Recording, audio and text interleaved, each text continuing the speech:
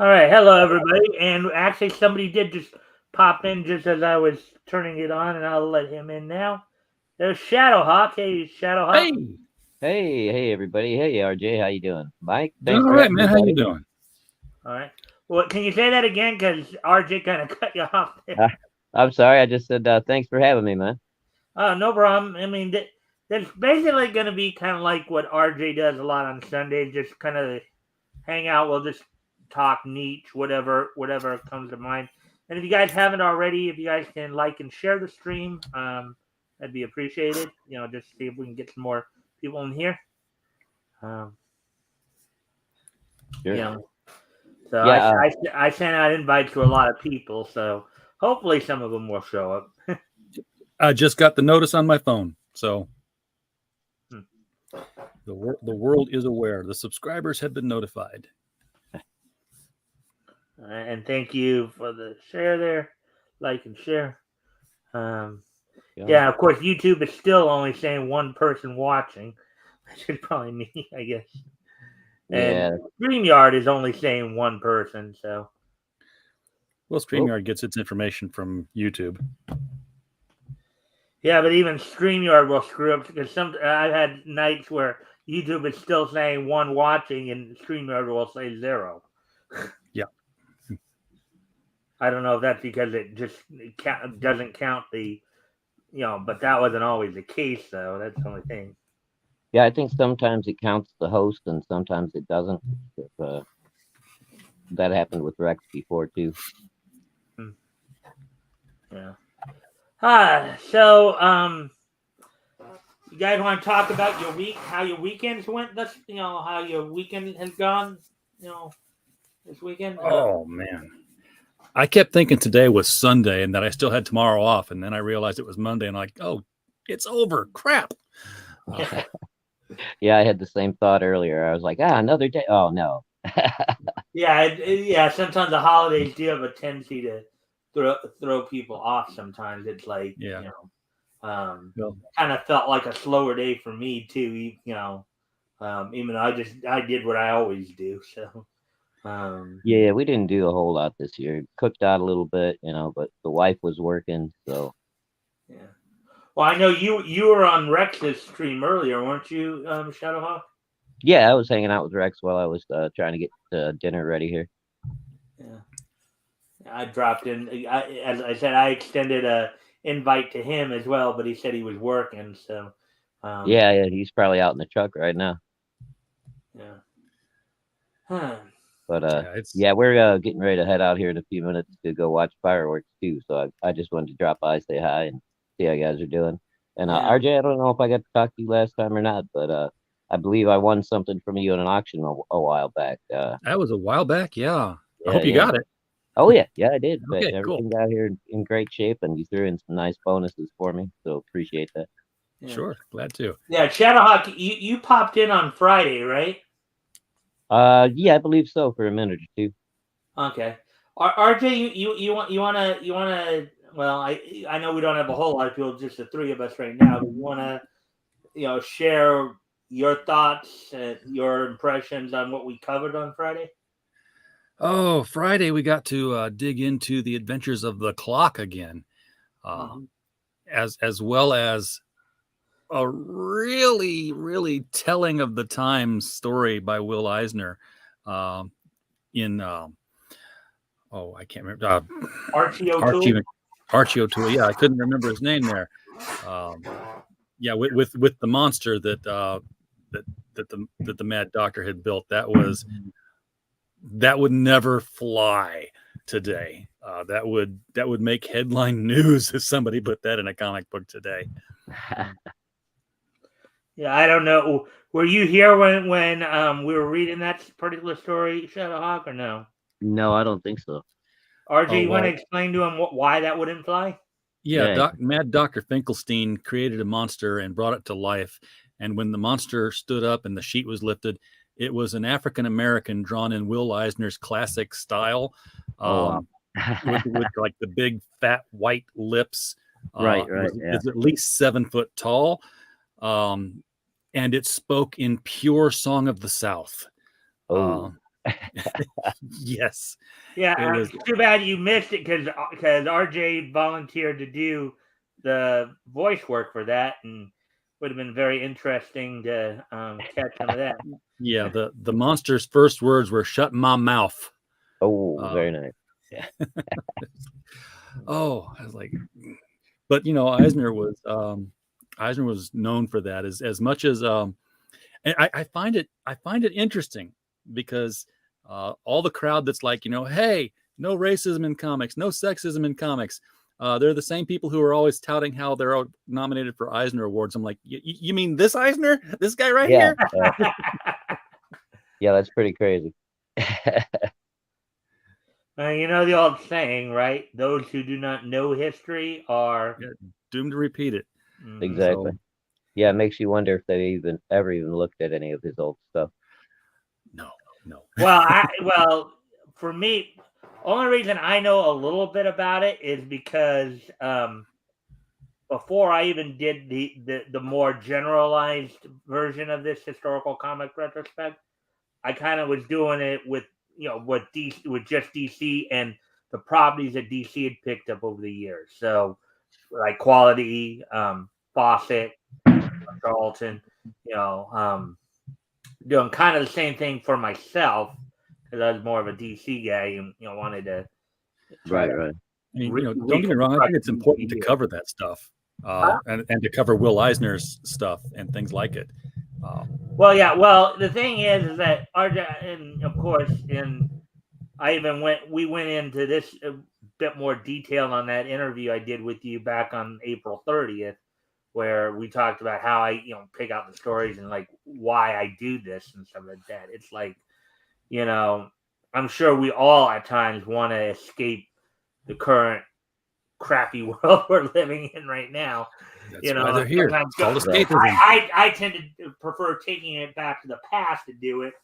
I know a lot of the guys right now in CG are doing it more by just creating their own worlds with the independent comics. But I prefer going back in the time, partly because as I mentioned to RJ before and a few others, I didn't grow up watching Batgoat's here. Hey Mike, I sent you an email. Yeah, I saw Batgoat and I replied back to you. That I'm sorry for my outburst. I messed up and I apologize. Yeah, I sent you a reply to that Batgoat. You in the chat. Yeah. I saw that Batgoat and I did reply back to you. So I hope you're feeling better now. um, hope everything's better right now for you. Yeah. So, anyways, anything else going on with you guys right now? Anything? Oh, well, I got something I could show you guys real quick. Hold on one Do sec. that. Make a couple of adjustments real quick.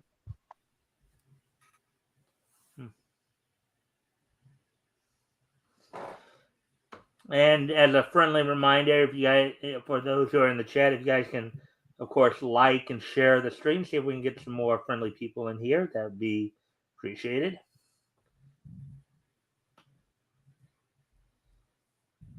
And of course, towards the end of the show, of course, I do have the the history stuff set up for this day in each history. So,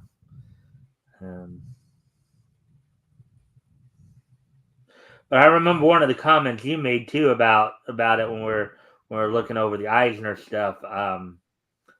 RJ was that it does show. I'll finish what I'm saying, then I'll let Yeah, um, it does show how far we've come from that point to now. Yep. Contrary to what a lot of these SJWs whine about. Anyways, Shadowhawk. I'm good. My thing. all right. Come back up. Just Anyways, show you real quick here. huh? I did a little upgrade to my all CG shelf this weekend. Oh, look at that. Rearranged things a little bit, put in a little bit of lighting. This down here, I don't know how well you guys can see it or not. I did a custom made Johnny Phantasm crane machine. It's got my figures in there, all of the poker chips, that kind of stuff. So yeah, just little stuff I've been working on. That's pretty cool. I've been doing some construction in the room myself here. I can't show it to you because it's above and below the laptop. So but I used to have this little folding table here that I sat at, my workstation, 2 laptops on one folding table, which is think about running a yard sale, and the table that you use to put your cash box on, that's the table size I had. Oh wow. I've replaced that with a 5-shelf wireframe shelf here that holds up to 1,500 pounds. So now I've got like the second shelf is what my desk used to be, same height. Got lower shelf filled with packages that I've wrapped up for the company men, ready to be mailed out. Shelf above is both my printers. Shelf above that is paper feeding into the printer, and boxes and bags and boards and packing material, and then Gemini mailers on the top with more boxes of comics from other projects. And then I got creative. I got some hanging shelves on the side here that hold the poly bags, the poly mailers that the Geminis go in, sorted by size. And then I went to Dollar General and I got some clips. So I've got bags clipped to the front here with different tchotchkes, the patches, the buttons, the magnets, the stickers. But the more creative thing I did was I went to Dollar General and I got 2 toilet paper roll holders of the kind that hang off the side of the tank and then stick out. I was like, that would fit on there, I think. And I brought them home and they did. I could put them up underneath the shelf and then clip them over the wires that go across so they stick out. And those work perfectly for holding things like rolls of stickers and extra rolls of packing tape. So I'm MacGyvering this whole thing out. I like it. Hey, Rick, how you doing, man? Hey, I Rick. am doing good. And yourselves?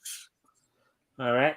Let me get caught up with some of these. I know there's all backgoat with the chats, but let me just kind of get caught up because he did have a bit of an announcement here. New granddaughter happened. Well, congratulations, my friend. I know you were mentioning. Hey, congrats. That's I think your second grandchild. That's dope. I think he was replying to you, Shadow, when you were showing off your room there. And back there said, "Nice RJ, can't see, but sounds good." You can see a little bit of it here. There you go. There's a little bit of it. Yeah, and then crossword. All right. Hey, Backgoat. Hey, Backgoat, if you don't know, my thing is live for Cross Comics on Indiegogo. Canadian Shield 2. My campaign. There, that's what's live. Yeah, that thing. Why can you never think of the right word in the right moment?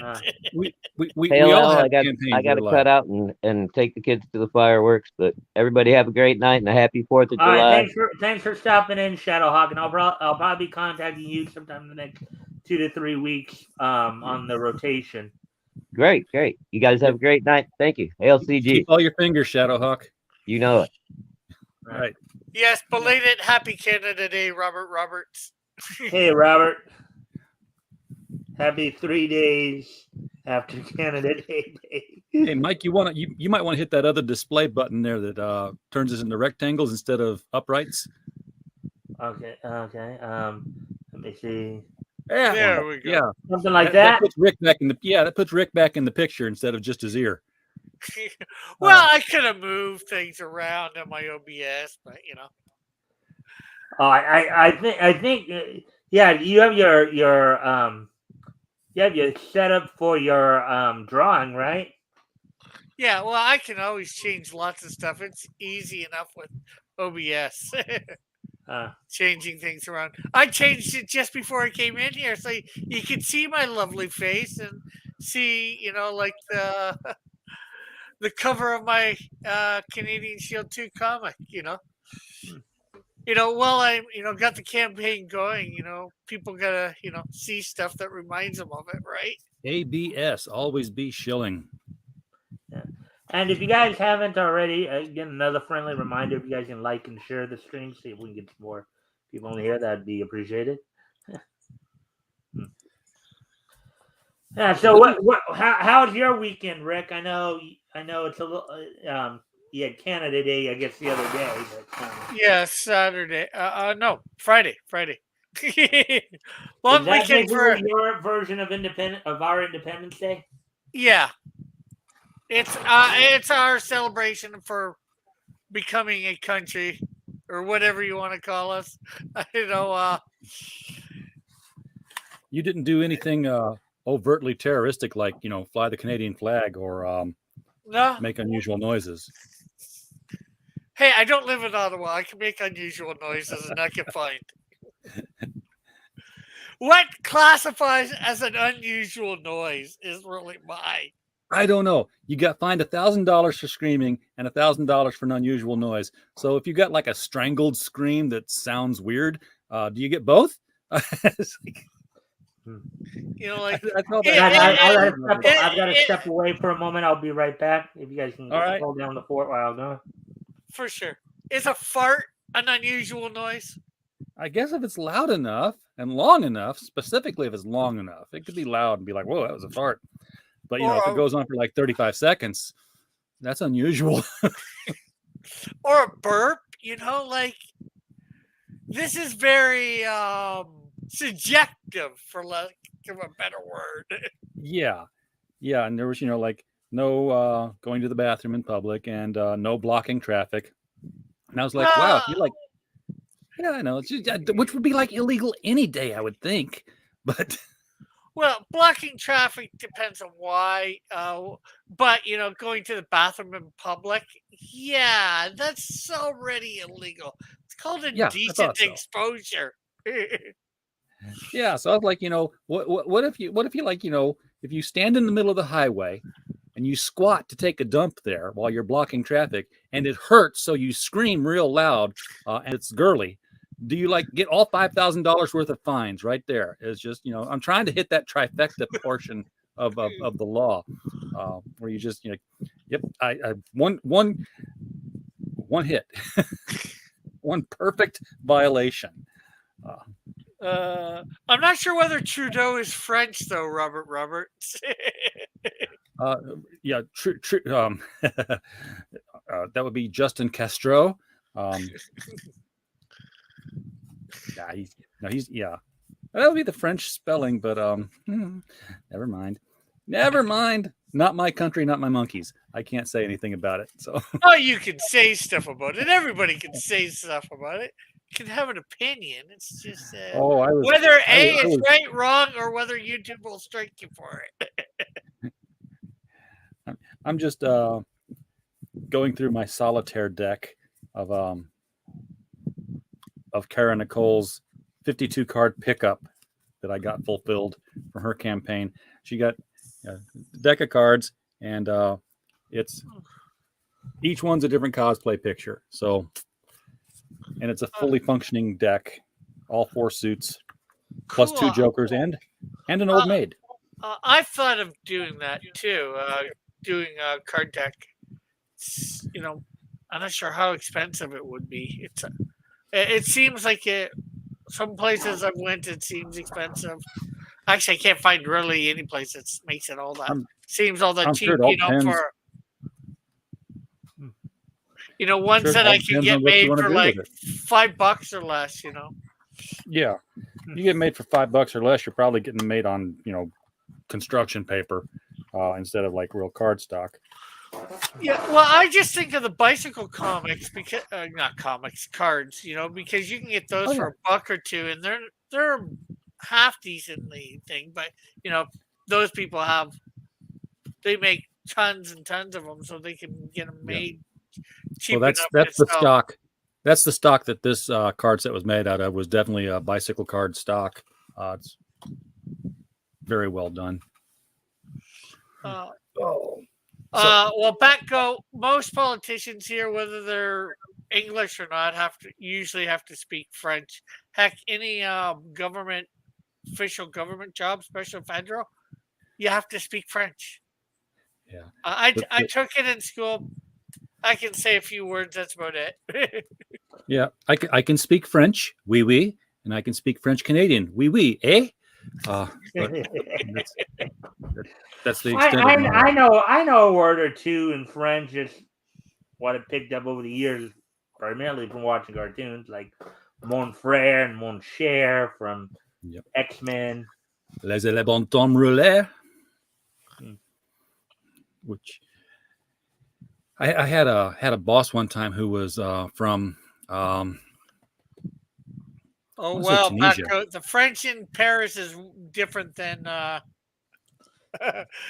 Quebec. Quebec I remember from when I took Spanish in high school, the Spanish in Spain is different from the Spanish in Mexico. Quebec has butcherized the French. Heck, the Spanish in Spain is different from the language in Portugal, which is almost identical and right next door, but it's still different. Well, Portugal, I think they have their own language, Portuguese. Yeah, it's Portuguese, but I mean, like, if you're reading it, reading the same sentence, translate one in Spanish and one in Portuguese side by side, it's almost identical. You would start to think you were reading Spanish until you hit, certain words that translate different.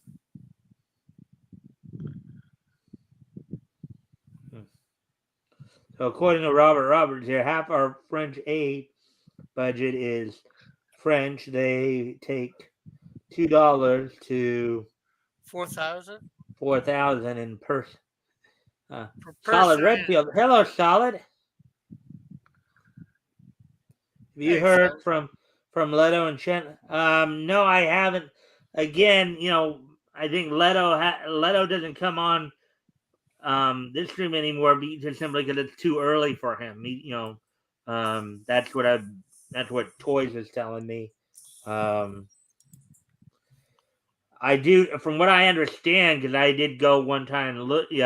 I know that Leto has still been popping up on Nick's streams every now and again, but I haven't heard from him in a while. I would sure like to hear from him again soon. I know let's see. He shows up on Flashcast, and I don't watch that anymore. Yeah.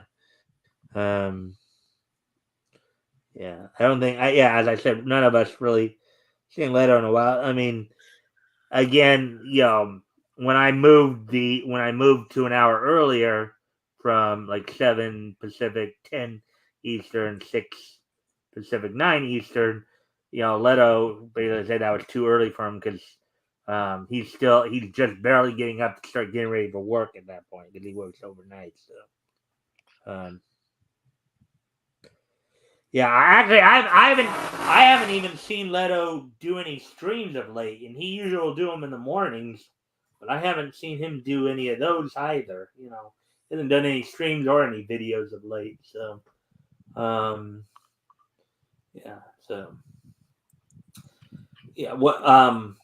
actually, one of the other things I was thinking about bringing up too, because I know we don't get as much a chance to talk as much about cartoons.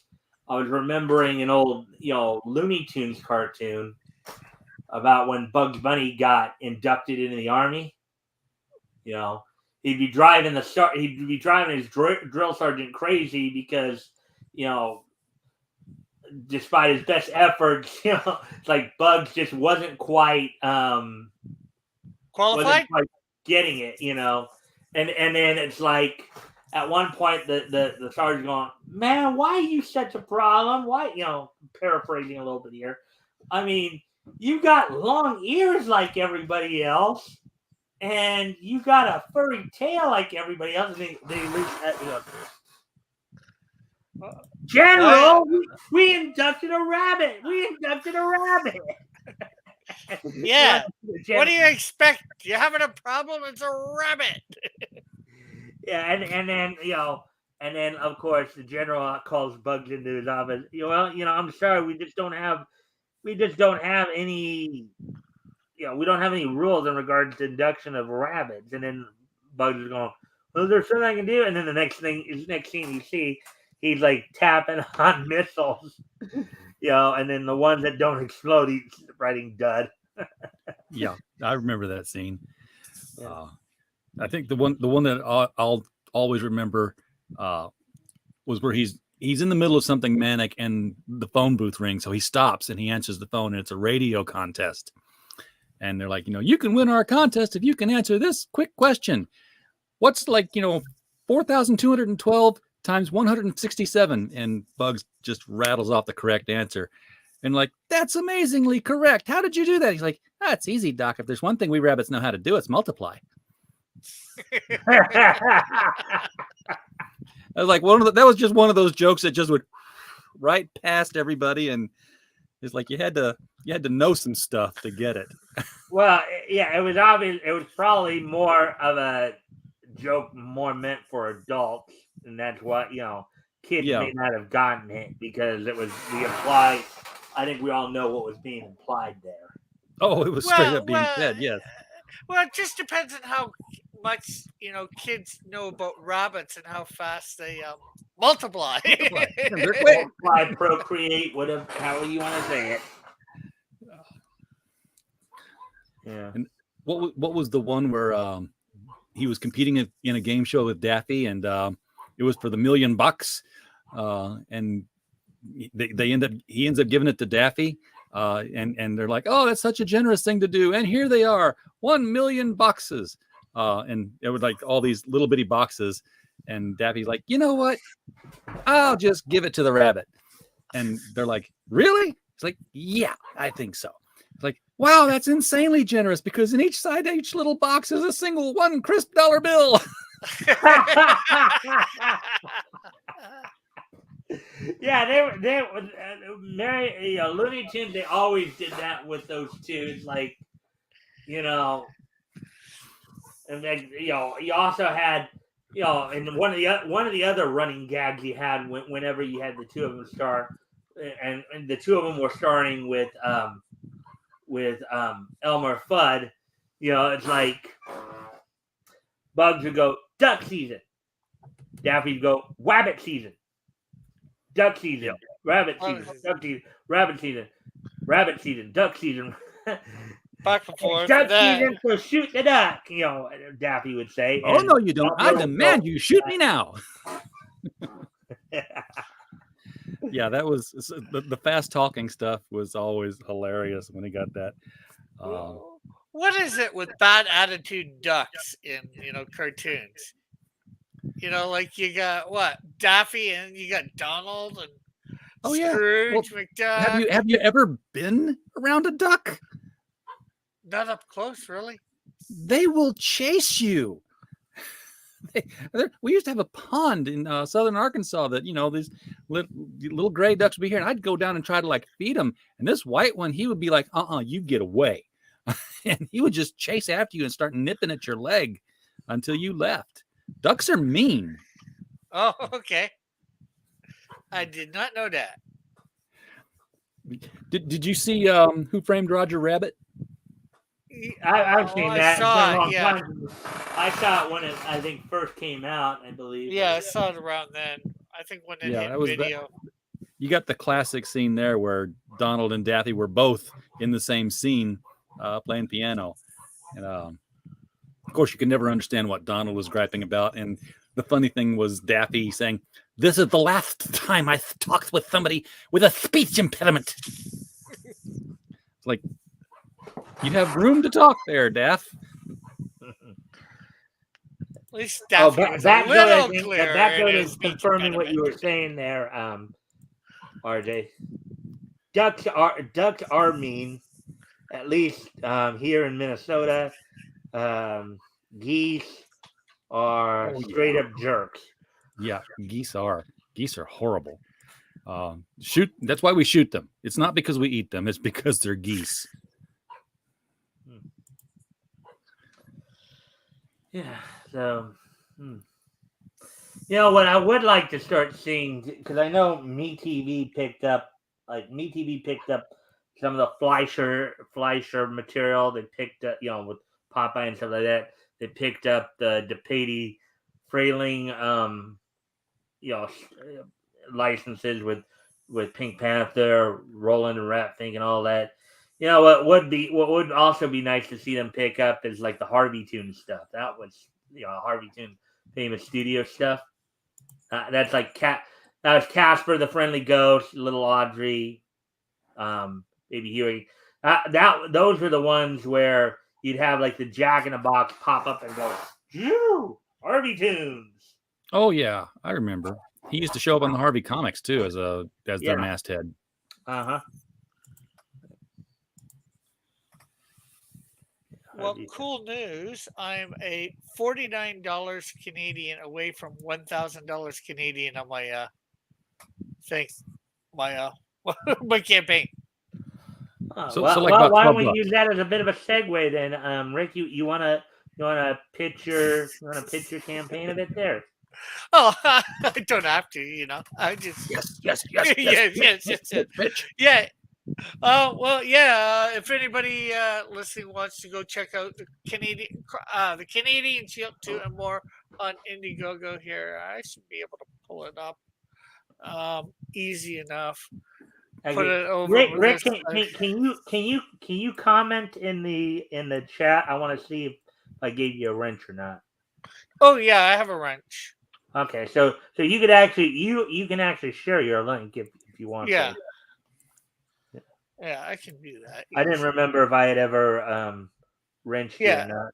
Because I gave you a wrench a couple months back when I came over the next time. You gave me a wrench here. Yeah. Which I'll probably start doing, like with some of the guys. I if they drop in, I'll probably start giving wrenches to guys that have already given me a wrench too. So, because that's only fair after all.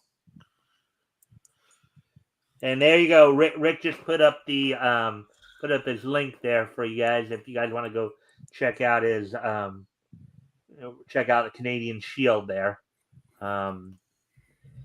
For those who may not know, Rick, you want to explain to everybody what Canadian Shield is? Well, here, and I'll get rid of my ugly face for a few minutes. Canadian Shield is a comic book made by me, and I also have another one called Snowdrift, a Christian superheroes, and good so everybody can read. They're not too in your face preachy, or whatever.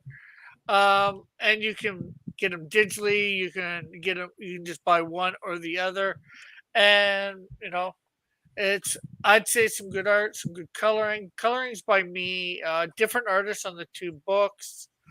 John Dillard, if anybody knows him, did the art for Snowdrift #1. And you can get #1. Canadian Shield #1 as an add-on if you didn't get it the last time. And there is an add-on for a fan art cover if anybody wants that. And I also have keychains. And when I just figured out how to enlarge it to where you could see more of your material there. Yeah. And hi, Woody. Woody's here with us as well. Hey, Woody. Hey, guys. Hey, Woody. Woody. Yeah, go ahead. Woody Woodpeck. Woody Woodpeck. Yeah. Well, it'd be nice to see some Walter Land stuff too. That'd be another one to, except that I have Chili Willy. Okay. And when we hit 1,000 Canadian, everybody, it's for stretch goal. Everybody will get a Canadian Shield sticker. So that backs. And then when we hit 1,500, we will get Snowdrift stickers. And 2,000, I'm not sure yet. So it's great artwork. And there's two really big tiers. One you can only get once because that's getting digital, getting traditional artwork from John Dillard himself.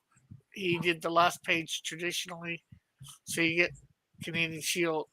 I mean Snowdrift 1 plus sign plus thing, or the real biggie, which and I didn't put any number on it, is Canadian Shield action figure. So, you Canadian Shield 2 plus the action figure. Woody was saying hi to you there, Cross. Oh, well, hello to him. And look, Batgoat just backed you. oh, thanks, Batgoat. Awesome. Let's put that up. See what it. Hit that refresh button. Yes. Look at that. $1 away from 1,000.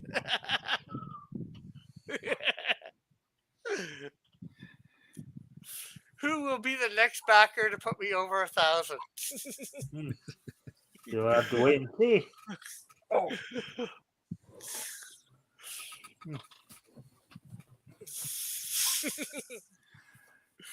Damn, Batcoat says, "Damn it, I missed him by $1."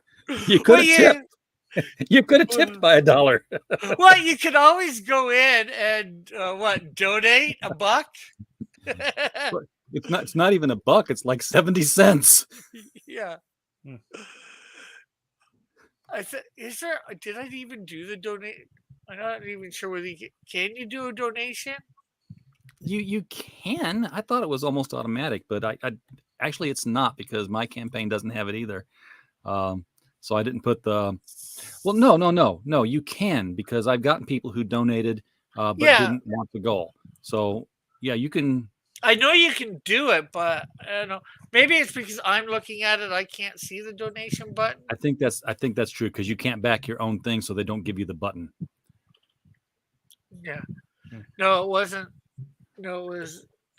Yeah, you can donate on the back end to Indiegogo. I don't know too many people. Oh yeah, do. that's the back end, but right there on the front end, there is the if you're not logged in as an owner, there's the whole. Well, here, let me just go to somebody's campaign. The easiest thing to do, and then I can look at it and know what I'm looking at. What did I contribute to? It doesn't matter. Just take this first one here. Tiger Blue is funding. I already backed Jawbreakers Forever today because it's going for $1. No, that's good. Well, RJ, you have a campaign you're doing, right?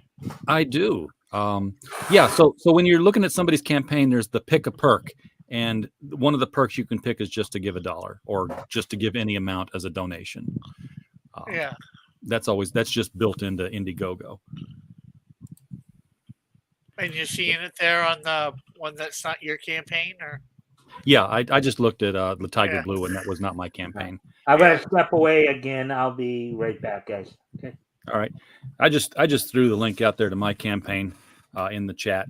So that's a thing out there now. That's the anybody checks it out. This is not a comic book. We don't do comic books here, and this is the first time we've done. We did one kind of sort of 4 years ago. That was just sort of an emergency situation. So okay, let's sell some books that we've got in the stock. This one is truly a crowdfunded thing. Yeah. And our first one that we're. I know I've been thinking about getting it. It's just that the subject material. Yeah. Well, no. It's the conversion rate and the shipping and handling. Because $25 isn't too much, but that's American. So you switch it to Canadian, then it's like and the Canadian shipping is probably going to be like $21 because that's what I've been seeing. Most of the stuff I ship to Canada is going for that now.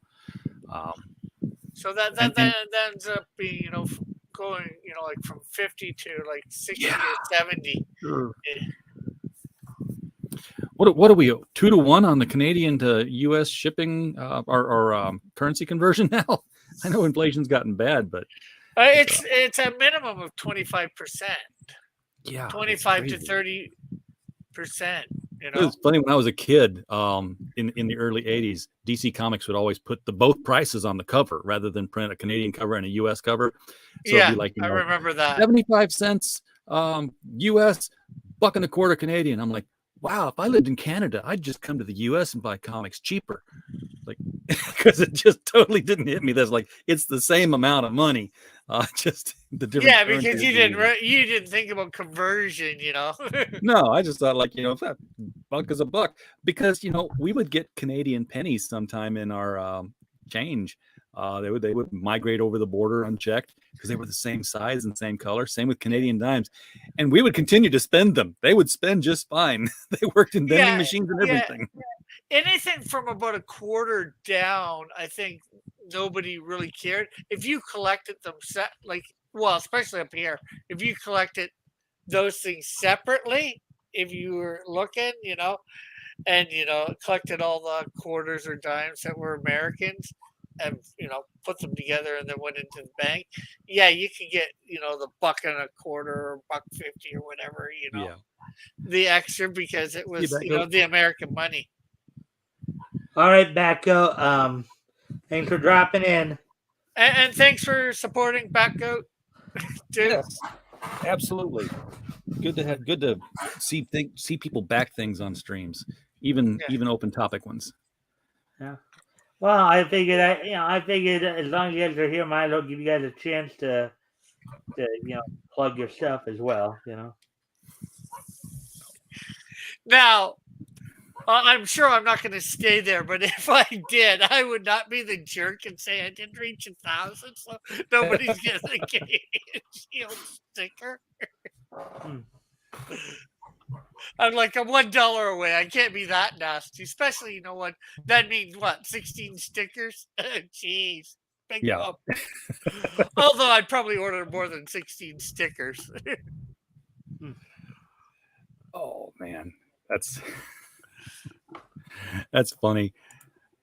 I'm looking at it. Now, of course, now you guys both have wrenches, so I will trust your discretionary judgment. If you guys know of anybody who might want to join us to hang out, you're more than welcome to send the StreamYard link to.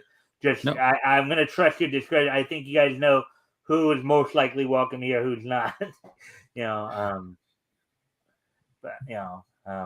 I've already sent out quite a few of them earlier today. I guess you sent one to Chris and Diana. Yeah. And Lorenzo. There we go. And Shadowhawk, who was on earlier, and Doc Blaylock, Rex from Demon Flyer Momentum. I think he's at work though tonight. Huh? Rex is at work, I believe. Too. Yeah, I know. That's what he told me when he replied back. So, Action Toys channel, So, something up there, RJ? No. I'm just following up on something here.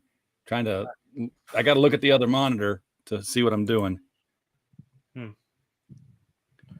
Yeah. Well, yeah. I know. I sent one to Pops as well, and a few others. Need Atlantic. So,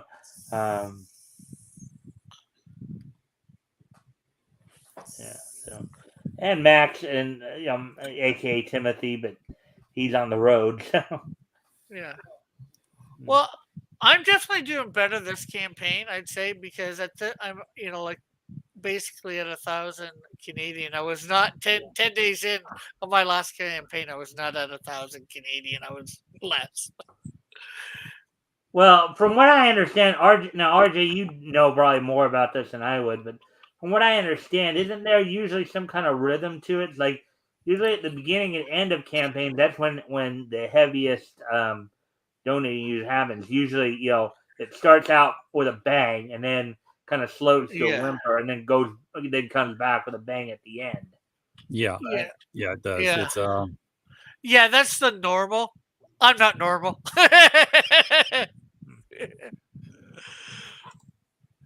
And I'm going to be trying to, promote all the way through. But, we don't want to talk about my campaign. I can come on another time and talk with that. Well, I think I'd give you a chance, to kind of see what more we can talk about here. Let's see. I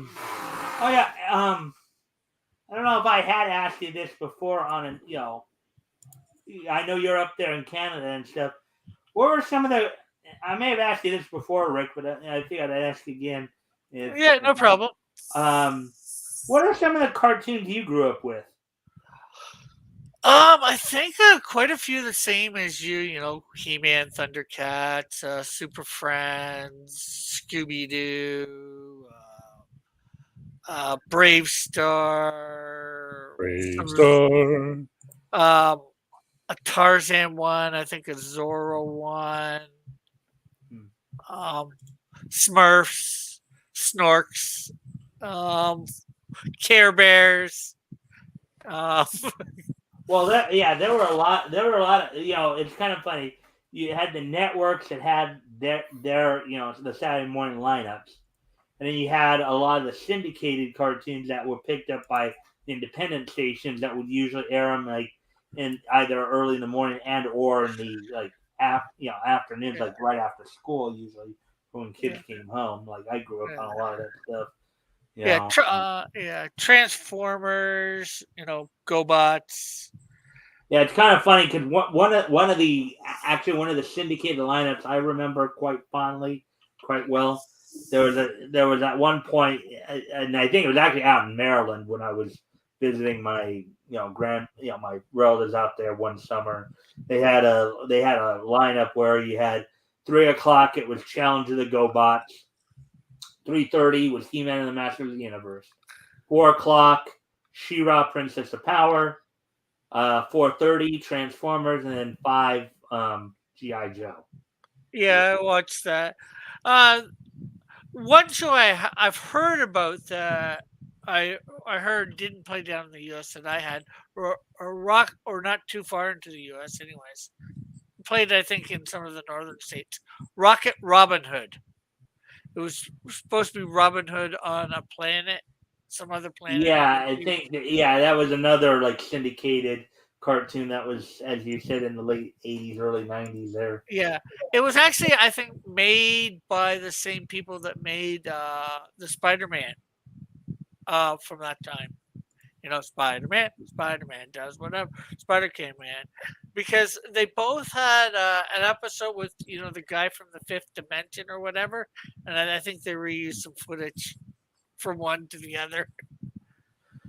Well, okay. Well, I don't know if that would have because Rocket Robin, because it almost sounds like the Spider-Man series you're referring to might be the '60s one. That's the one I'm talking about. Okay, that's probably where. Yeah, Grant Way, because I do know Grant Way Lawrence Animation, which was actually based up in Canada. They're based up in Toronto back in the late '60s. They did Spider-Man in '67, and the year before in '66, that's when they had the Marvel superheroes. When they'd have like the 5 suit. It's like on Mondays you'd have Captain America, Tuesday you'd have Iron Man, Wednesday was the Incredible Hulk, Thor was on Thursday, and then the Submariner was on Friday. Yeah, and Spider-Man, within 1 year, the animation for Marvel was leaps and bounds by light years better. Because that the Marvel superhero stuff was that very stiff. Like they literally took panels and just kind of like made the panels move. Right. Yeah. A little bit. Well, and then when they went with the Spider-Man cartoon,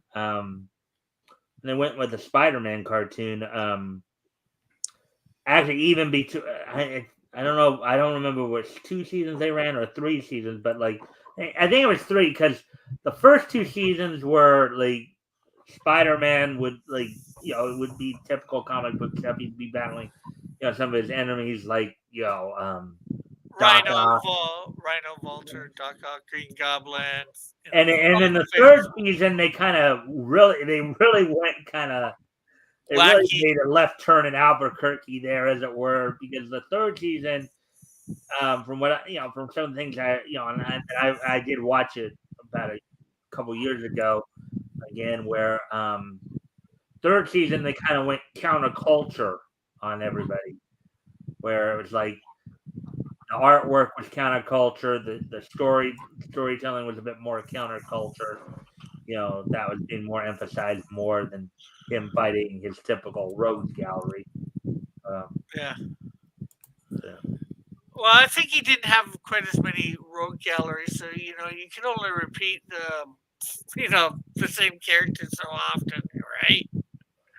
Well, again, and that was the late '60s, so his rogues gallery probably wasn't as well developed yet. I mean, you had Green Goblin, you had Rhino, I think you had Sandman, you had Shock. No, I don't think you even had Shocker yet. Scorpion, Vulture. And if you keep having the same villains pop up, eventually just have to realize you're not really doing your job as a hero if you're fighting the same person all the time. It's like you just can't catch this guy and keep him down. Well, what's kind of funny too. This is what I noticed before when when I was doing the my DC study. The kind of what I've been doing. When I was just focusing on DC. You go back to the Golden Age, and aside from like Superman, Batman, and Wonder Woman, most of the heroes there didn't really have a huge rogues gallery. Superman, Wonder Woman, and Batman had kind of a bit more of a developed rogues gallery, as it were, in the Golden Age. Does even Wonder Woman all the others, though, they may have at best had like three villains that were probably like, well, okay, Golden Age Flash, Jay Garrick, he had like about 6 or 7. Green Lantern, I think, had about 5 or 6, and everybody else kind of had like, no more than maybe. Well, okay, Hawkman actually had a few too as well, but after that, how many did Wonder Woman even have? I can't see her. Well, let's see. She had Cheetah, obviously, Circe, Ares, Egg Fu. Well, you're talking Silver Age there. I'm just talking specifically Golden Age. Not like 1940s, early 1940s. Yeah. Oh, well, 1940s, she's just fighting Nazis. She had Cheetah. She had Giganta. She had Queen Clea, Dr. Poison, Blue Two of those I've never even heard of, at least. Giganta and Cheetah are the only ones I've heard of. Yeah. Well, Eviless, the Saturnian Queen. Well, basically, here's kind of one of the things, and I don't remember which issue it was. I think it might have came out sometime in the late 40s, maybe 49 or something like that. But or it may have been like Wonder Woman 49 or Sensation Comics 49. But Wonder Woman even got to the point where a group of her her rogues, who were all on Rehabilitation Island, formed their own little villain group called Villainy Inc. RJ, you probably heard of that, right? Just a little bit. I mean, her villains, like you said, other than Giganta and Cheetah, the rest of them just didn't stand out all that much. I mean, like the Earl of Greed and Zara and Hypnota, Minister Blizzard. I mean, that was a Mr. Freeze kind of character. But Minister Blizzard, as you put it, he actually predates.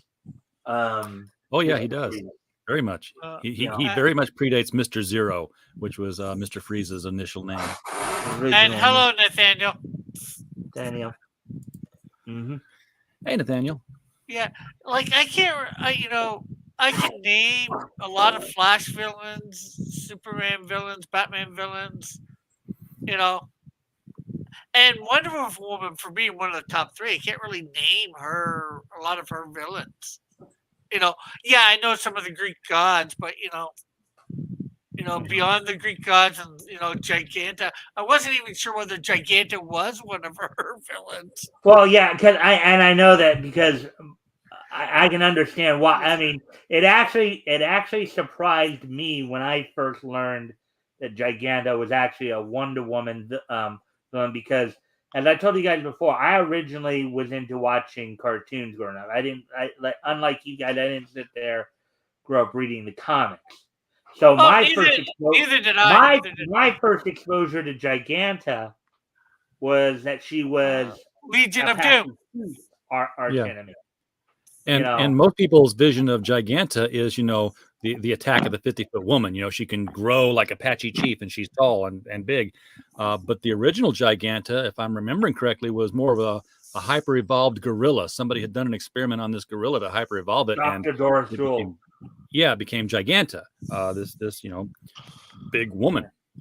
Well, I think she was mutated from a gorilla to an actual like kind of big woman with that leopard skin outfit, walking around barefoot and all that. Yeah. Okay. I did not even know that about Yeah, Gigantic. so she would feel more akin to Gorilla Grodd than anybody else in the DC universe. Well, Like, I think well, I know in Post Crisis they emphasize that. In fact, I remember on the I think the Justice League or on the Justice League in the DCAU, they actually did more or less link Giganta up with Gorilla Grodd, saying that instead of it being Dr. Dora Azul who mutated Giganta, it was actually Gorilla Grodd or they would make the illusion that he was the one who actually mutated her from gorilla to human. yeah. So in the DCAU, and then of course they did actually, I think in Super Friends Lost episodes, there's episodes that premiered in Australia in 80 and then or in 83 and then eventually were premiered in the States years later. And one of those episodes they actually paired Gorilla Grodd and Giganta together. I think, as I recall, I believe the title of the episode was like Too Many Gleeks or something, or Two Gleeks are better than one, that kind of thing. Yeah. Speaking of cartoons, I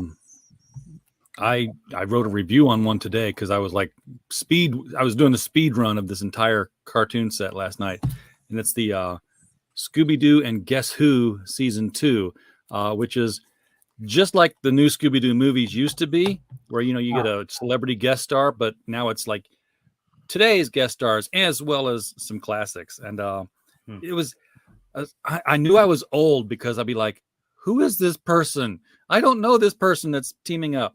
But it did have some pretty fun episodes in it for a 55-year-old guy. I mean, final episode had Carol Burnett as a guest star. That was fun.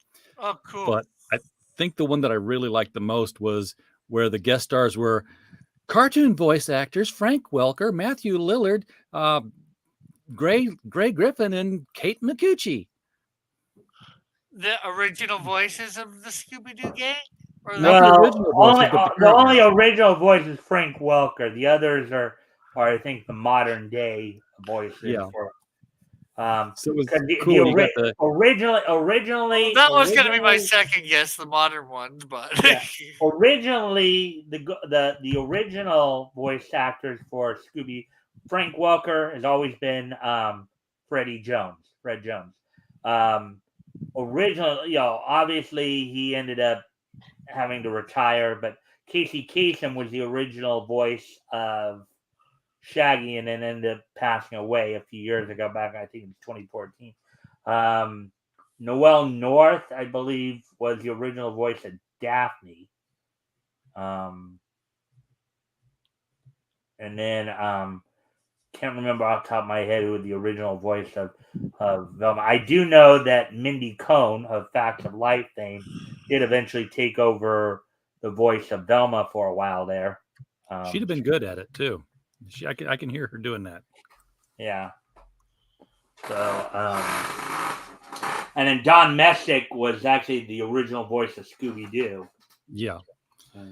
And it was interesting seeing them side by side and hearing their character voices and then hearing their real voices before you saw them get behind the microphones and actually slip into character voices. So the voices were coming out of the characters, the cartoon versions of the real characters. And the other fun thing was that the villains of the piece were Charlie the Robot, Redbeard the Pirate, the two other, but it was 4 classic Scooby villains all showing up at once, and it was very much tied to the voice actors and the roles that they were doing and why they were doing them. And one of the other things too, that from the original Scooby-Doo the new Scooby-Doo movies you were talking about too, it wasn't just celebrities, it wasn't just live action celebrities either, because you had like Batman and Robin had a couple of guest spots on there. You had the Addams Family had a couple of guest spots. The Harlem Globetrotters had a couple of guest spots based on their cartoon of that time period, the Super Globetrotters. They did that with one Genie, episode. Genie, Barbara Eden's character. I Dream of Genie. Well, Well, actually, though, from what I understand, when Genie and Babu, and I think they were in there a couple of episodes as well. When Genie guest starred on the New Adventures of Scooby Doo, it was actually based. It wasn't based as much on the live action Screen Gems production. It was based more on the animated Genie cartoon, which had Babu in it. Which really then puts, makes that its own little, not cinematic, but cartoon universe by adding them into there. You could then have, like Batman and Robin and Genie if you want it. You talk about the Addams Family being guest stars on there. What's interesting is that on this second season, Sean Astin is one of the characters who's a guest star. But his father, John Astin, who played Gomez on the Addams Family, when you find the DVD set of the new Scooby-Doo movies, it says the almost complete set. The only ones missing are the Addams Family episodes because John Astin would not agree to the prices that they were offering to reproduce those episodes. So even if you get the DVD, you won't get the Addams Family crossover episodes yet. Well, I kind of so. And Ted Cassidy, who was a big voice at that time, unfortunately died pretty young. I think 80 or 82, in his 49. But Ted Cassidy was a big voice in the late 70s there too. He voiced Lurch on the new Scooby-Doo movies, but he also went on to voice a few characters in Super Friends. I think most notably, Black Manta was one of them. Brainiac. He was also the second Bigfoot in the $6 Million Man series, replacing Andre the Giant when Andre the Giant got big in wrestling. Well, I didn't realize Andre the Giant played Bigfoot in the $6 Million Man. The first time it was Andre the Giant, and then he got much bigger in wrestling and didn't have the time, so they hired Ted Cassidy to play the Bigfoot character. Yeah. Well, guys, it is after 9 o'clock my time, so it is dark outside and the fireworks are getting ready to start. So I'm going to step outside and take a look at that. But all right. Well, thanks for popping. Before you leave, you wanna make one more pitch for your stuff. Sure thing. I will share the screen right at you. I've just got to. There we go.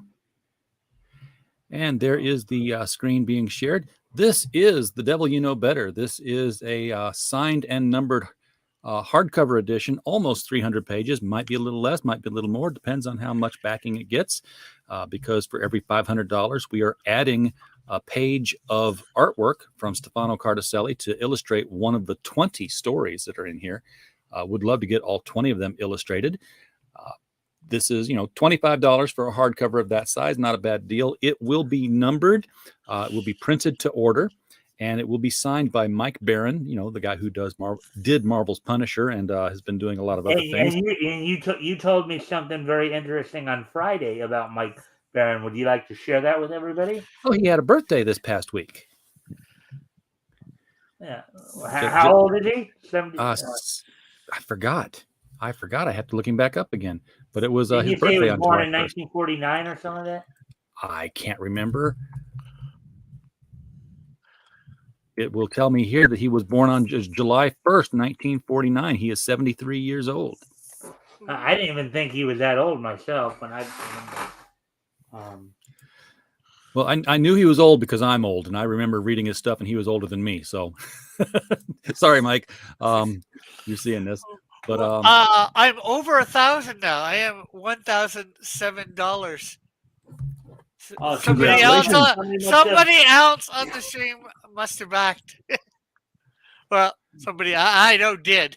I know exactly who backed to put me over the 1,000. It needed to be. It couldn't just float there. That was just wrong. It's watching something $1 away. Come on. That's insane. So thanks, RJ. You weren't supposed to tell. Hey, I'm not saying what you got and how much you. Well, I guess Anyone can figure that out. they could possibly do the math if they listen to this stream, but Yeah, absolutely. So this is there will be a book plate. This is how we're going to do it. This image to the right of this image here. I mean, not like this, but this thing here. This is what's going out to Mike Barron and Hart Fisher. Hart Fisher, of course, the publisher behind Boneyard Press and currently running the AmericanHorrors.net streaming service. They're both going to sign this. Then I'm going to sign the editor page and put the numbering on it. So that will be. I mean, this is the book's done. I mean, you can get the soft cover if you don't want to get the hardcover. There's the link to the Amazon page right here. You can go to Amazon and get it in soft cover right now, or you can spring a couple of extra bucks and get a nice hardcover edition. It's going to be very limited. We are not going to go in demand with this when the 32 days that are on it right now are done. It's done. It's already expanded out to its 60-day run. So this is it, guys. It will be either, if there's only 10 books in here, then you'll get 1 of 10, 2 of 10, 3 of 10.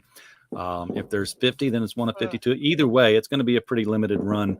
Even if we hit the $10,000 mark, which is what we. And of course, we can hear the fireworks in the background there. Yep, there they go.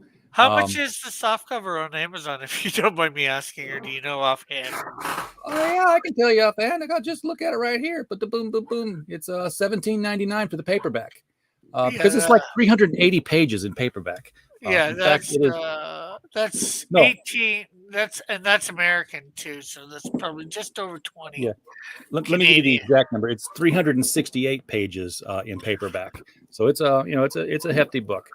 It'll be fewer pages in hardcover because the hardcover is going to be an inch taller and an inch wider. So there's a bigger real estate to work with on each page. We got special fonts in here for the titling and the page and the paragraph transition pages. But it's doing okay. I'd love for it to be doing better. Obviously, I'd love for the crowdfunder to be doing better. $10,000 is the maximum stretch goal we've got. This is basically, for every $500 we hit, we're going to be putting a picture in. There are 20 stories, so that just kind of comes out to $10,000 when the last story gets an illustration. Will we get there? No, probably not. I'm just being Eeyore about this. You're being realistic at this point. Before you leave, RJ, if you want to also tell everybody what's going on in your show this week, you're welcome to do that as well. What is going on my show this week? I have absolutely no clue. I might not have shows this week. Let's see. I've got a show. I got to be on somebody else's stream tomorrow in the afternoon. I got to be on Jack and Fa with the Philosopher, and then at 7 I'll be on Derek Clay's show, doing talking about the devil you know better. So wow. So I guess I won't be doing anything Tuesday on my own channel. 7 o'clock Wednesday, I'll be on with Dark Side Films talking about Zadar the Savage, and the rest of the week is still open. Of course, I won't be doing anything Friday, but so Thursday is still open and Saturday is still open. Maybe not Saturday. I won't be back Saturday. Sunday, of course, we'll be doing the open mic night again. More than likely, can't imagine why we wouldn't. So yeah, I was just remembering something as I was prepping for this week's historical comic retrospective. I was thinking about Hop Harrigan. I remembered that couple other movie serials that I don't know George would have known about. Hop Harrigan and Congo Bill both had movie serials in the 40s there. Couple of DC characters had. Of course, Congo Bill probably didn't get the whole Congorilla going for him. Yeah. That would have been good. That would have been a cool movie serial if they'd have gone with the whole Congorilla where he turns into the gorilla and swaps minds with it. Well, he has that. I think he has some kind of medallion or amulet or something like that helps him. He could swap minds with the gorilla. So while he'd become the smart gorilla, of course the gorilla, his human body would become not so smart. So.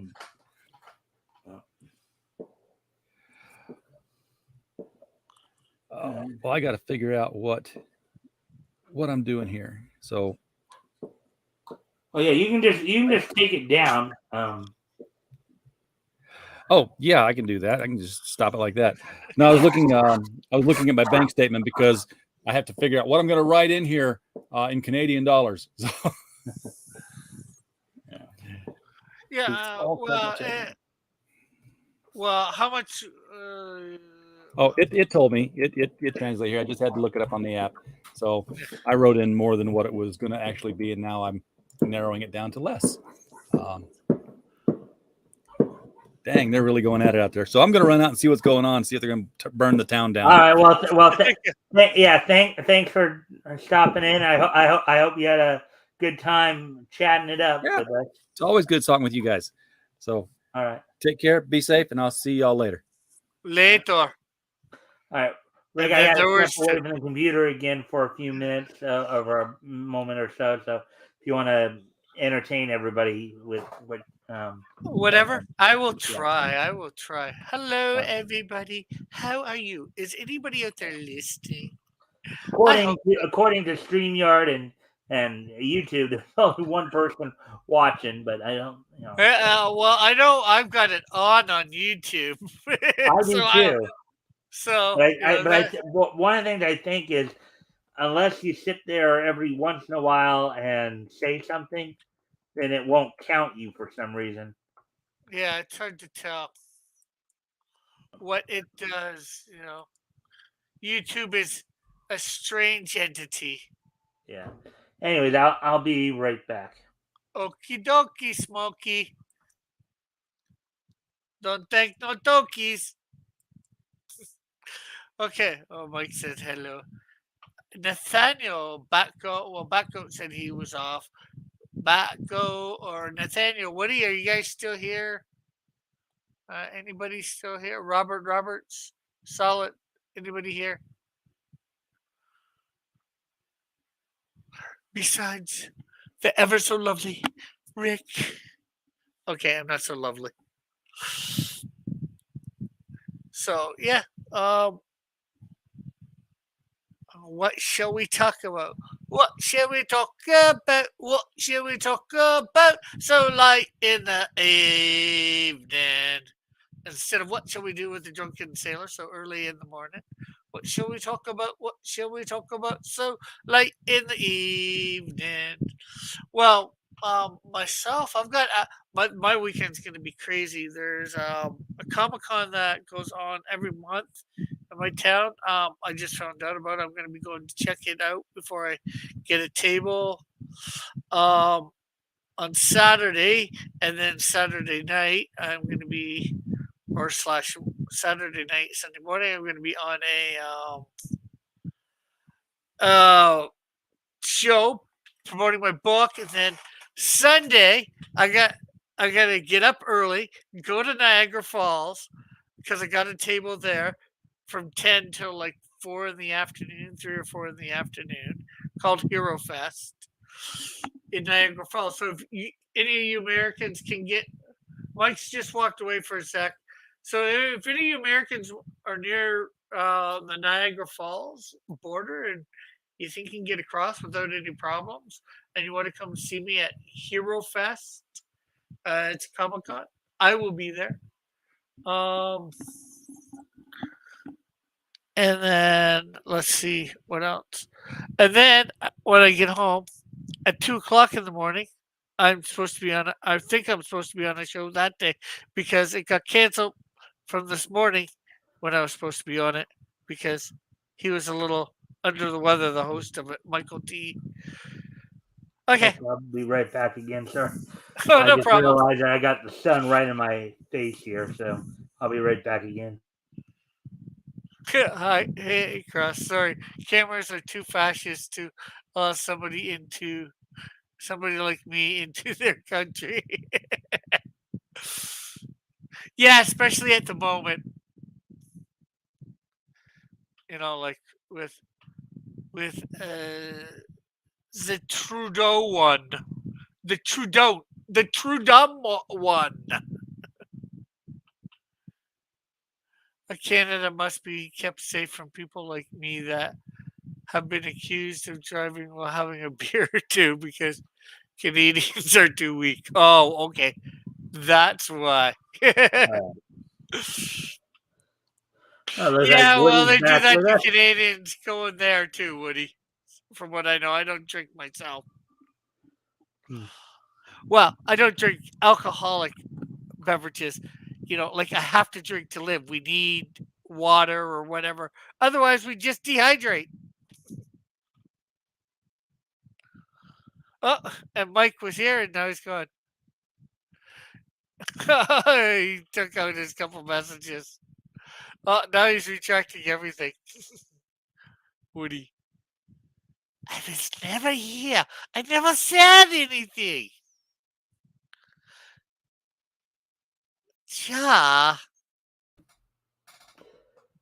All right, that's better. I was trying to get rid of the glare off of me. That's why I was coming in and out the last couple of times there.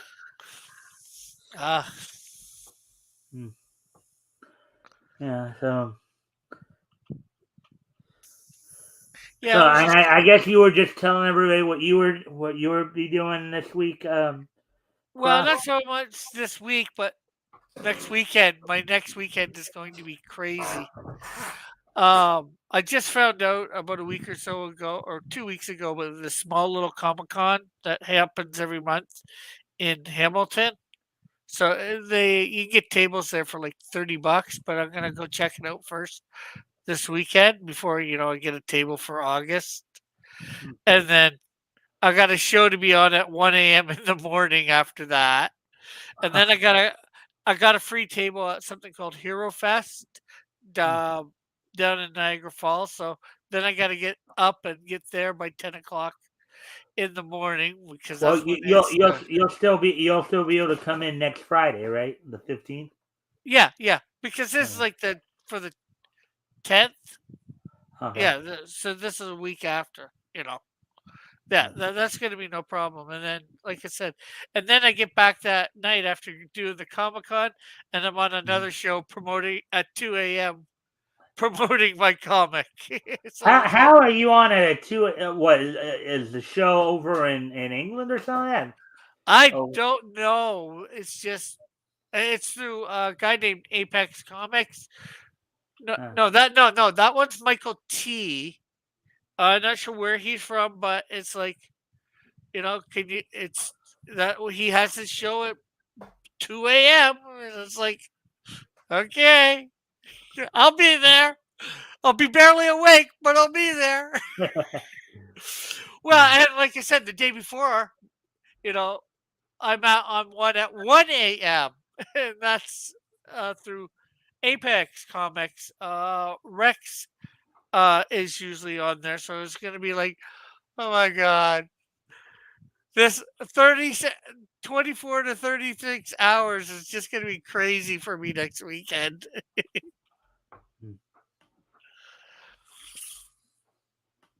But hey, it's part of the thing, right? And then the 30th, I'm up in Nowheresville, Ontario. This is not really called Nowheresville. I was just about to ask you if that's the actual name of the town. The way you said it. No, I get what you're saying, because particularly younger people in particular, like anytime they describe a small town, it's like Nowheresville or Smallville or Nothingburg or whatever. Yeah, well, it's a little bit north of our town, the town or city, Sudbury. It's called Capola, Capeol, or is it OEL? I know you don't know, but one of the two. They have a festival that weekend. The festival, the 30th of July, and it's like I was offered a free table for my comics, so it's like I'm gonna go up there. I'm gonna actually go up for about a week, make a little vacation out of it. I haven't been on a vacation or camping or whatever in like 20, 30 years. So Yeah.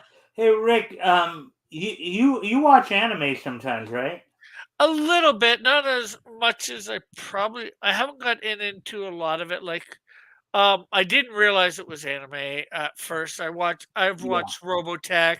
I watched Astro Boy. Is that anime yeah. or not? Astro Boy was that? It was I, anime. I Anime. watched that as a kid. I watched, Battle of the Planets, and I probably watched a few others. Some of my friends Yeah, watched I know. Sailor I'm the Moon. same way. I've seen it. I saw anime when I was a kid, but didn't know it was anime. I didn't even know about anime until like the 2000s. Actually, it's kind of funny. Even though Yu Yu Hakusho ended up being probably my all-time favorite, the actual first anime that I actually was watching, where I kind of started getting an idea of what anime was actually Dot Hack Sign. Yeah. And technically, I thought of it just as a cartoon, and that's really what it is. It's a Japanese cartoon. We just got a fancy name for it because it comes from Japan. Well, yeah, well, and also most of their unlike here in the States with our cartoon, most of their animes are actually like adaptations of their mangas or their version of comic books. Yeah. Well, that's where some of ours too, and again, Some of ours, yeah, and in some cases, some of ours, it's the reverse. Sometimes they start out as like yeah, animated shorts, like Looney yeah, Tunes, and then end up getting adapted comics. into the comics. But Although a lot of our comics, when they get made into animation, aren't I must say they're not as strict, for lack of a better word, of how they put it into. Like from what I can tell, from the manga, from like say My Hero Academia to the anime, like mhm, they usually make them very close or very similar. yeah, in And Japan, it's like the manga is first, and then the manga usually will get an anime yeah, adaptation that proves popular enough. yeah, Here in the States, we have had some situations where some comics have been adapted into, an animated television, but for the most part, actually here in the States, it usually turns out that it starts out as the animated short first, and then eventually yeah, gets, adapted into the comic. So Dell and Gold Key did that a lot. They not only did that with, of course, they not only do that with animated series, but they do that with live action series too. Star Trek's been adapted in comic books on a few times. Um, yeah. I remember Babylon when I Five. look back and done my historical segments, this ain't history. Dark Shadows, the original Dark Shadows in the '60s, was eventually adapted into a comic book. Um, Yeah, and I've also seen like Buffy the Vampire Slayer, Angel. Those are also and Sabrina. Well, yeah, Sabrina originally started out as a comic book character and then was adapted. That's one of the few that was actually, and they came through through Archie, through the yeah, Archie line of comics, and and then eventually Sabrina was then, as an animated series, was originally licensed by Filmation and was made part of the Groovy Ghoulies catalog. yeah. Well, it's just like Josie and the Pussycats had a cartoon. The Archies has had a few cartoons. Yeah. I've actually got two of the Archie ones from I think probably the '60s or '70s. I I think forget. all of them were. I think one might have been from '69. The others were all from the '70s. I know, like the new Archie's TV's Funhouse. Yeah, I got I think it's Funhouse and one other. I could find out and where they are on my shelf, but I don't want to get up right now. Well, I think But, Filmation actually did a lot of the Archie cartoons too.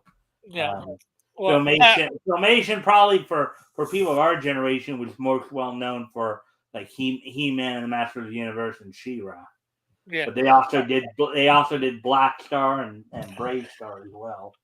I've also got the Plastic Man cartoon on DVD. Plastic Man, I believe that was Ruby Spears that did Plastic Man. Plastic Man. Now, I don't know if you knew this or not, Rick.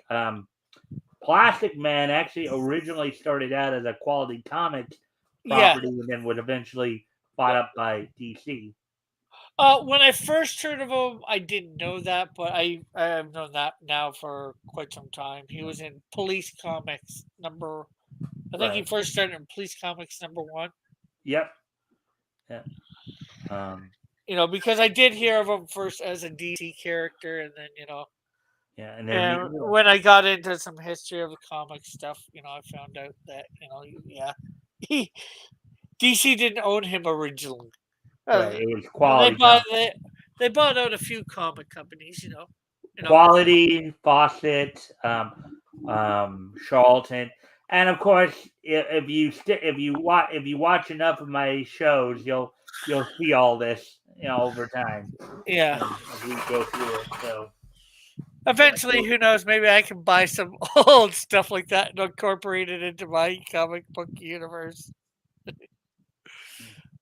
or maybe some Christian companies that are out there that are doing stuff. Grab their characters and somehow incorporate them into mine. Since I want to be as big as DC or Marvel is, I'm not sure how to put that anymore. Well, they're kind of shooting themselves in the foot with a lot of the woke stuff. It's kind of funny because I actually covered a story not that I want to get too deep into any like political stories or anything like this, but this is kind of something worth of note. There's actually a former Archie Comics writer that went off on Clarence Thomas last week after basically calling Clarence Thomas an Uncle Tom, for his, for basically, choosing to overturn Roe versus Wade. Yeah, when it has nothing to do with a black. First of all, it's not a black issue, not really. Well, okay, from what I understand, historically, when they were first talking about abortion, okay. Oh yeah, the people way back when it was suggested by like Margaret Mead was one of them who was suggesting it as a way to unfortunately control the black population.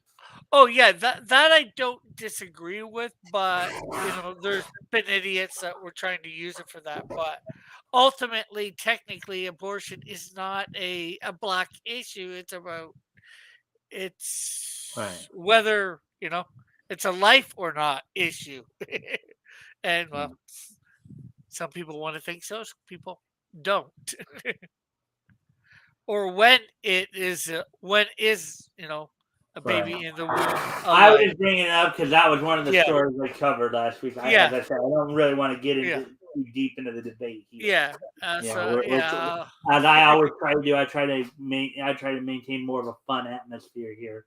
Yeah, I understand. I try to usually do the same. Yeah, it's good to talk about for 2-3 minutes, maybe 5 the max, and then let's move on to something else. We want to have fun. We want to, all that sort of stuff. We don't want to make things you political. still watch any pro wrestling or anything like that? I watched wrestling in the 80s, 90s. Back in the heroic era of it. Yeah. When Hulk Hogan was champ for the longest time. Or off and on. Yeah. Yeah, when I got into it shortly after, I'm not sure how shortly after he got the title the first time. When I was into it, started getting into it, he was actually holding the title, and I ended up going to the first WrestleMania 5 or 6, the one that was in Toronto. Oh yeah, that was 6. You're talking about the Ultimate Challenge, right? Yeah, something like that. Yeah, that's Skydome. Yeah, that was the Ultimate Challenge. That was the one where Ultimate Warrior, as the Intercontinental Champion, challenged for the WWF World Heavyweight Champion. It was like title versus title. Yeah, and it was basically an experiment to see if if Ultimate Warrior, aka Jim Hellwig, could actually carry the company as its top guy, and apparently he just didn't have enough there. He didn't have the Hogan pizzazz. Well, there's another thing I was at here in Hamilton. They had when Hogan was signing the contract, or they were doing the contract between Hogan and Andre the Giant. The signing of that contract was here in Hamilton. They did it out in the ring and all that, with the $1 Million Man and all that. I was there at that event to see that. There was one of, I'm not sure whether it was that one, but there was one matchup. It was a tag team matchup that happened here in Hamilton. The match had to have lasted like no more than 20 seconds. I went out to get something or whatever, and I was like, okay, this match is going to be a bit. I'm barely in. Do you remember who was involved in the match? I think the British. I was going to say the British Bulldogs, but I don't think so.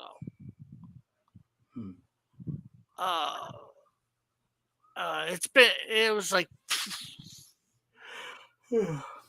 It's like 30 years ago, so it's like.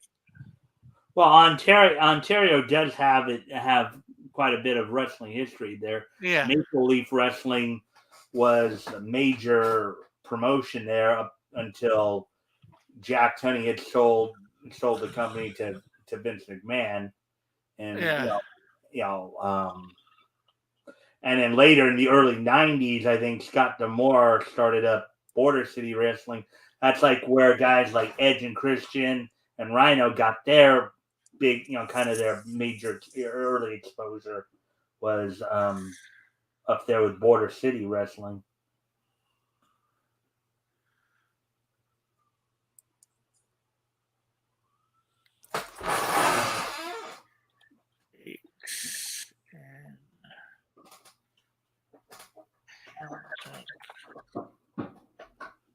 I think this was in the 90s. Hamilton.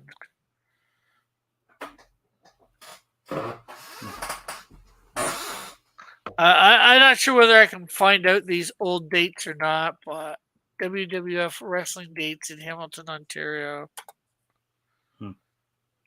from 1985 to. Well, a site I go to for results and stuff is cagematch.com. That one's a pretty good one to go to. Or cagematch.org, I believe.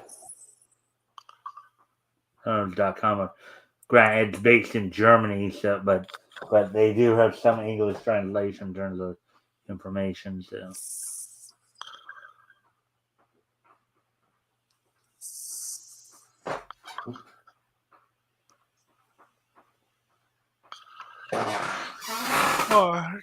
Oh, maybe that might be easier.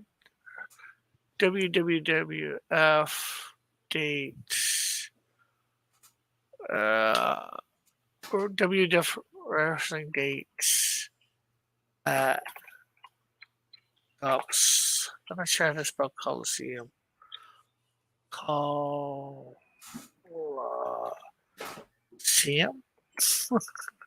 There we go. I believe it's COLISEUM.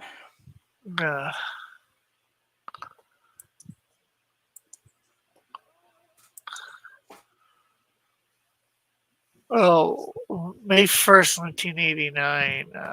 The Blue Bay Jim Powers versus the Honky. May 1st, 1989. Jim Powers versus the Honky Tonk Man. Blue Blazer versus Brooklyn Brawler. Hillbilly Jim versus Greg the Hammer Valentine. I don't think it was this. Demolition versus the Twin Towers. Red Rooster versus Richard Charland. Bret the Hitman Hart versus Rick Martel. Richard Charland? Is that what you said? Because Richard Charland, I know, was a local guy there in the Toronto area. I think he wrestled for Lutte International, which was the company that the Rougeau brothers, Jock Jr. and Ramon, were running at the time. Yeah, that was the name I said. Tito Santana versus Mr. Perfect. There was an intercontinental match. Ravishing Rick Rude with Bobby Heenan versus the Ultimate Warrior. 16-man battle royal.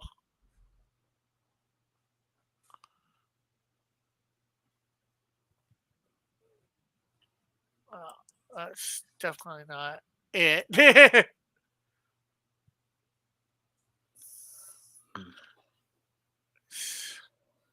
Oh, you said so. What was the say? You said cage what? Cage match. Cage match.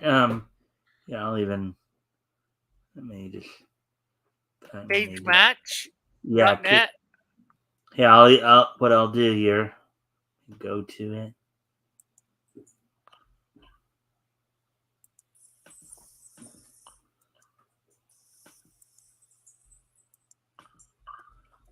I'll put it in the private chat, and then you can go check it out there. Uh-huh.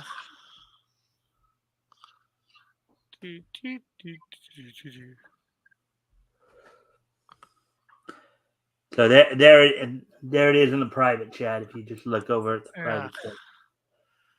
I guess it. What would it be?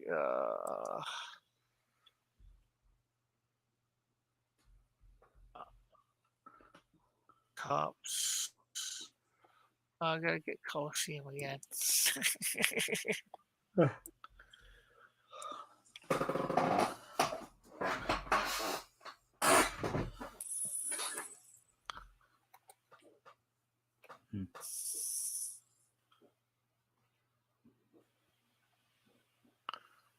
Oh, yes. It doesn't say where matches were. Search events. Well, what you might want to do is are you on Cage Match right now? Yeah. So you see where there's that search box up in the upper right hand corner? Yeah. That's where I put Cops Coliseum. Well, okay, put the promotion name instead of the Coliseum. So if it is a WWF show, put WWF, and then okay, it was WWF, and then what besides that? Because well, do you remember you said that it was in '89, right? Well, oh no, that just that article that I was looking at was '89. I'm not sure it was either late '80s or early '90s. So I'm not quite sure.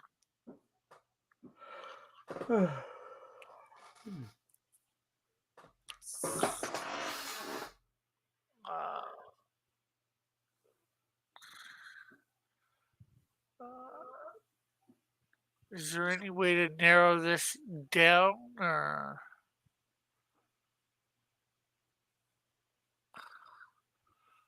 matches. I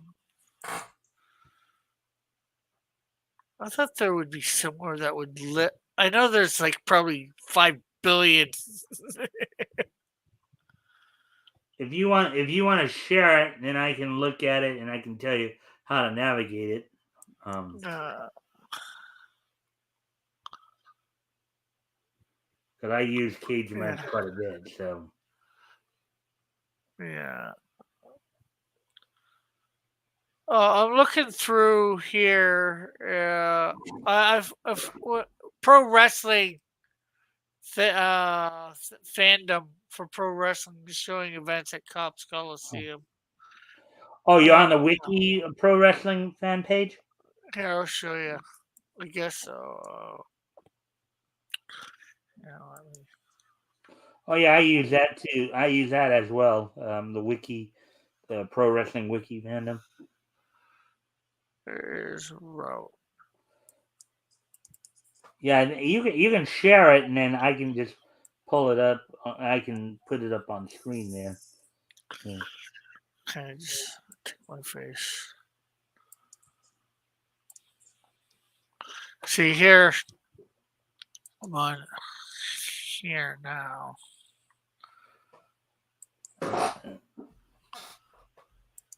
And it's showing all the different events that happened there. WW House Show from July 13th to like November 21. Oh, that's not the one I use, though. I don't think. But yeah, this just happened to come up, and it looked like it might show. Like, let's see what happens if I. yeah. Well, we're just past hour 40, so I think in about another 5 minutes I might start to wind stuff down a bit here. Yeah. Okay. Let's see. Actually, that does look like Wiki Fandom because I recognize that layout there. I'm just seeing what happened at all of these.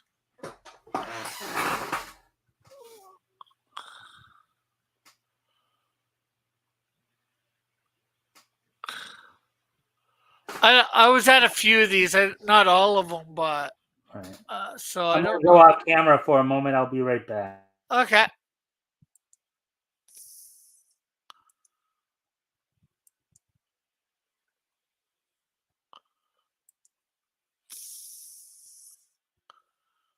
Let's see, folks. We got anybody here? Let's see what we got. Nobody's saying anything. Beefcake Hogan defeated Bam Bam Bill. George the Animal Steel.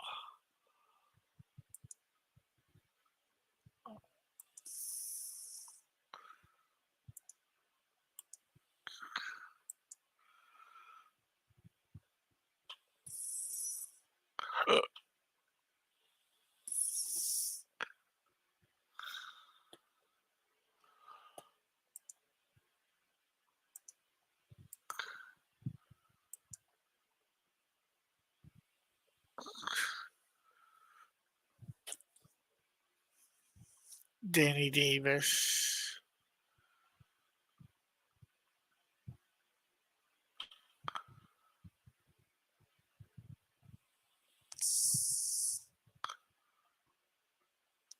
The Brainbusters.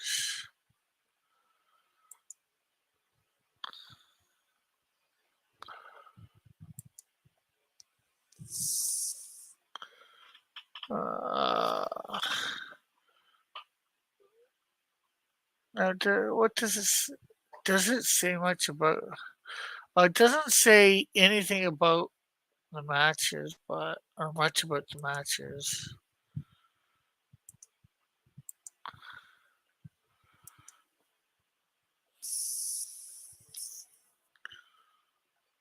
The Bushwhackers defeated the Fabulous. Okay, maybe this was it.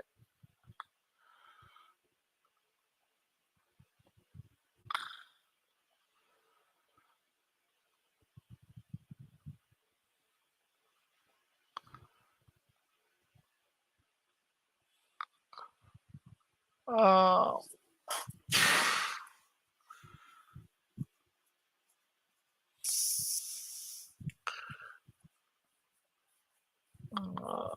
The Bushwash. I was thinking the Bushwhackers, but Bushwhackers are the British Bulldogs.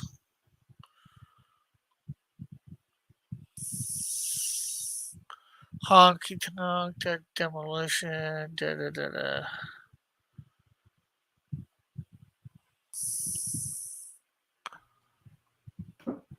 All right, Rick. I think it's probably a good time to start winding down. We're coming up on an hour 45 here. Yeah. And I think a lot of people have left to go watch fireworks anyway, so I think it's a good time. I think we had a pretty good time here. Yeah, for sure.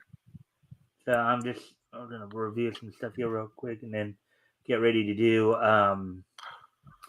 this day in each history, and then we'll probably start to wrap up here. All right. Yeah, sounds good. Sounds good.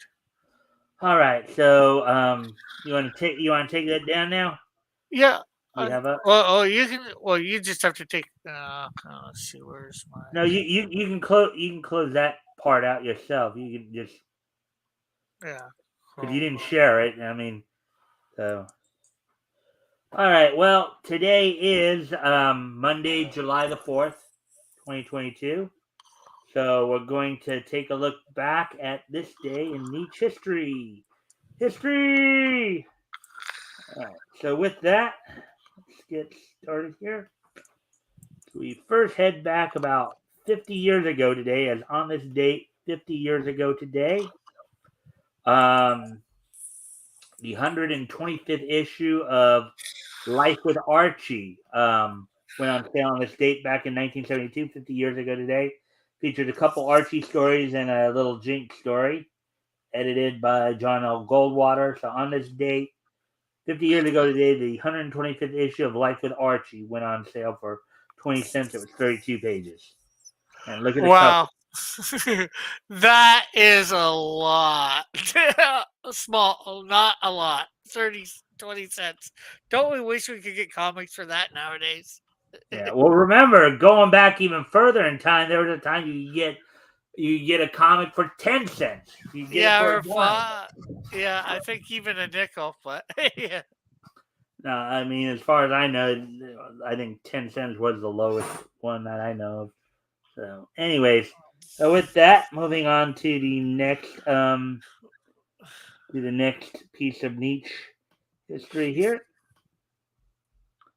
And on this date, 40 years ago today, in 1982, from the Omni in Atlanta, Georgia, WWF champion Bob Backlund and NWA champion Ric Flair battled to a no contest in a title versus title bout. So this is an attempt kind of at a title unification match. This was just before the WWF had finally severed their ties with the NWA. I don't know if you knew this or not, but originally the as it's now known, WWE was originally part of the NWA as Oh, Capital Wrestling Corporation, and then they left the NWA in like 1963 over a schism involving Buddy Rogers, and he came back in 71 and then left again in 83. So on this date, 40 years ago today, Bob Backlund and Ric Flair's respective champions were battled to a no contest in a title versus title match. And this wasn't the first one they had either. They had a few of these around this time. Because I know there was one where Backlund had one against Harley Race like a few years earlier, too. Um, so with that, and then we have one more piece in each history going up to 30 years ago, 1992. Get to that in a moment. 92 was 30 years ago? Crap, that's too long ago.